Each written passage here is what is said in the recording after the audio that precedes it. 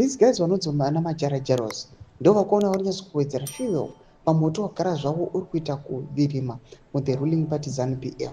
They are making it difficult for the Zimbabwean leader Emmerson Mnangagwa panguva ino inoda kuti awa they are figuring out all the mistakes and these guys havasi kana kutomboona avari kuita pamwechete nekutoexposa angava manyepo kana incompetence iri kuitika the ruling party. Subscribe like otamba bell icon. Panapa tinoona kuti majarajas anobuda achiposa mapictures amuri kuona achiti here is the new Mafidi dynasty commander Emmanuel Matatu. Ondramir achiti Mnangagwa fired. This post was made on December 20, 2023. Because Mnangagwa fired General David Sigauke on the pretext that he reached the age of retirement at 67. Well, he was kept Major General Emmanuel Matatu, who is 72 in his position.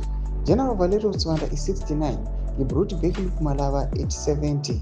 Sigauke is now living under surveillance. Domashwa rubuda panapa zvinzi aiwa tona kuti mutikapiri wenyika akunzi akafaya General David Sigauke aiwa panhau yekunzi akanga asvitsa 67 years. Zvinzi aiwa makore ake akwana ngava achiretire. But panapa vanhu vanoshamisika kuti aiwa there is another general ane 69 years anova Valerio Swanda, and now the new army commander wamuri kuona akareplace General Anselm Msanyato amuri kuona panapa Emmanuel Matatu anoappointiwa ane 72 years. Panapa vana majarajaros they are now commenting vachiti aiwa tiri kuzviona zvedu zviri kuitika but we do not have anything to say, but we are just reminding you kuti aiwa kune zvese zvinenge zviri kuitika we will be watching. Mashoko ari kunyatso kuonekwa kunzi aiwa panguva ino aiwa vanhu vachitaura mashoko achiti aiwa Sigauke is now living under surveillance. Zvinoratidza kuti aiwa hazvina kumira mushe kumusoro uko. Tudze mafunguro enyu muri kudii pamusoro pechitiko ichi. Ndinako mesection medu tudze mafunguro enyu.